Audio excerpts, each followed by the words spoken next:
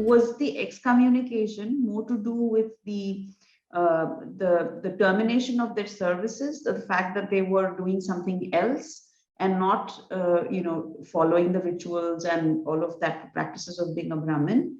Or was it the fact that they were traveling overseas? So was the geographical location moving a problem, or the fact that they were taking on other kinds of tasks?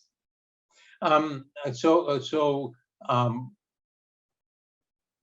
the example I've given, okay, of people going all the way to Cambodia, okay, or wherever, okay, I don't think clearly people in Bali learned it. People in Bali had Havan Kunds. So where did that come from? Brahmins had gone there, right? Clearly.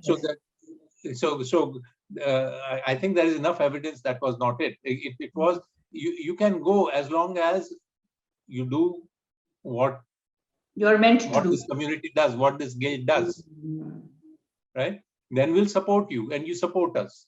If you're going away anyways, so then you're not part of this. That's all it is, right? Right. Interesting. So now, this, yeah. Can I focus on this word excommunication for a little bit, and then I want to come back with other things. Yeah. Okay. Because this is where I want to introduce this other aspect.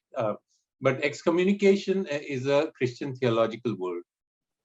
Okay, and we talk of decolonization, but we are so colonized, we don't even know we are using these words. These words were used specifically to demean and denigrate Indian cultural life, right? And compare, these missionaries came and discovered Hinduism as a religion. Correct. Right, and then as a false religion, and they say, oh, they do these things, etc. Right, and we sucked it up and we started reforming it, regurgitating it, right, and reforming it.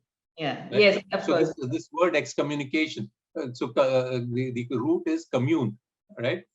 So what does commune mean? You commune in a church, right? You have the right to commune in a church, right? What does that mean? That means you partake of the body and blood of Christ. You are given wine as the blood and a biscuit. Yeah. Whatever, wafer, as the body of Christ, right? And before that, before the communing, right? They all take an oath, right? That they will be loyal to one and only one God, right? So excommunication means you are not being loyal to that God. Hence, will not allow you to commune. Yeah. Now, Veda tells us that we can interact with God, connect with quote unquote the divine, the subtle divine. Forget the God. God is a theological word too, Christian theological. The subtle divine in so many different ways. Right? There's no restriction there. So where is this thing about excommunication? Because in Christianity, you can commune with God only through His church. Only through you can't. I mean, of course, yes, you cannot independently have a relationship with God. Right. Right. So that's where the word excommunication came from, and we use it. Right. So we have to be careful in our decolonization process that the fact that we ask that question itself, where did that question come from? Right. I'm glad you. I'm going to remove that word from my lexicon. Be very careful about the usage of that. I mean, that's the process of decolonization, is to right. Every day you learn that some of these words that you use very casually are actually very laden with different meanings. Yeah. So idol worship, etc. Those are, worship itself means going down on your knees. So we don't go down on our knees, right? We don't kneel, etc. So idol worship, right? Murti puja is a whole different thing, and the pran pratishtha that comes with it, and so forth. that's so that's the excommunication part. Having said that, I would like to take this opportunity though to, if I may, to raise another question about what were our ancestors doing. I don't know where you're moving after this question, so whether I should introduce it here or not. And the question I have, I would like to ask my ancestors, let's say 400 or 700 years ago, right, is around the time when we said, oh, the Brahmins shouldn't go out, etc., right? Vasco da Gama came to India in 1498. Okay. At that time, Vijayanagara, the empire, was at its peak. Okay. I think Vijayanagara was a little later, I think, Jayanji. No. It's exactly at that time, and into the 1500s. Okay. Yeah. So in fact, around that time, 1530. Krishna Deva Raya was around 15 something, I think. Right. So 1498, it was already. Achyuta Raya, maybe his grandfather or father, not sure. Right. Probably. So anyway, if you look at the Vijayanagara, it's about 1350 or so, and it goes on to early 1600s. So the entire period, okay, of 200 years. So 1498, and all the local kings were paying tributes to the Vijayanagara kingdom or empire, okay, and that this included the Zamorin of Kochi and so forth, that area where Vasco da Gama landed.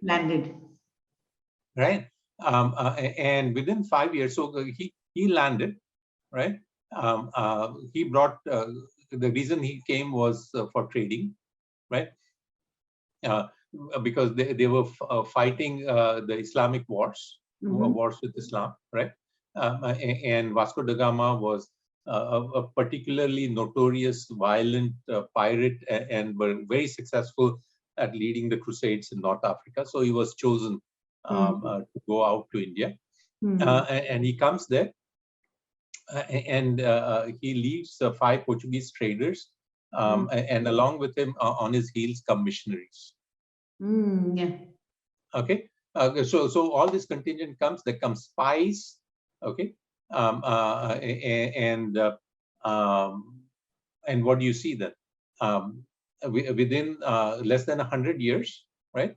By 1582, these Jesuits, who are the core intellectual core of the Holy Roman Empire, they come to Kerala. They have learned Vedang Jyotish. They go back. Okay. They learn, they pirate knowledge also. So big deal. Absolutely. But, right, they innovate, they change things, right, and they leverage out of it. By 1582, they have a Gregorian calendar, and they are able to manage life differently. So my question is this, okay, and this happened. This whole thrust happened at a time when Europe was going through internal strife. Okay, Islam was coming against it, and quite successfully. They were going on crusades, etc. Right, and yet they chartered Vasco da Gama, and later, and in 1600, by the way, by 1600, East India Company was formed. Yes. In that 100 years, So my question is,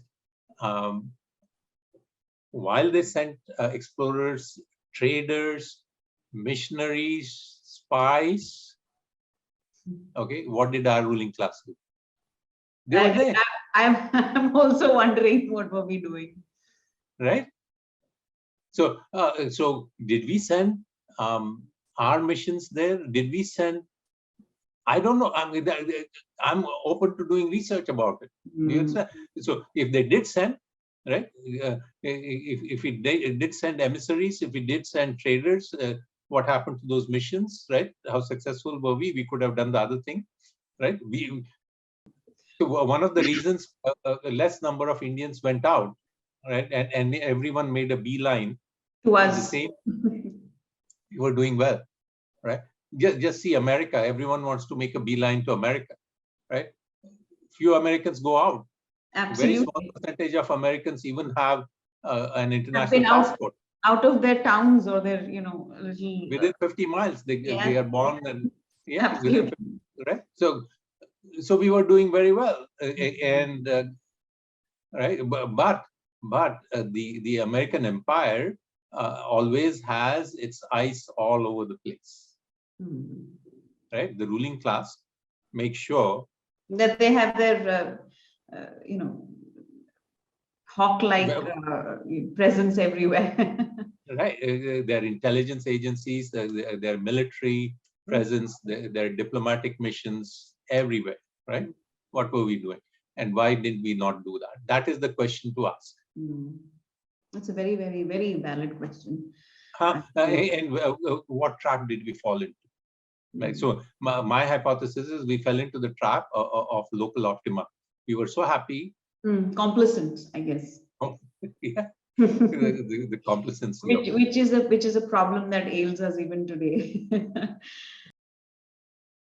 Please remember to subscribe to us and switch on the notifications for this channel. For our other social media links, more content, and to support our work, please visit citti.net. Dhanyavad. Namaskar.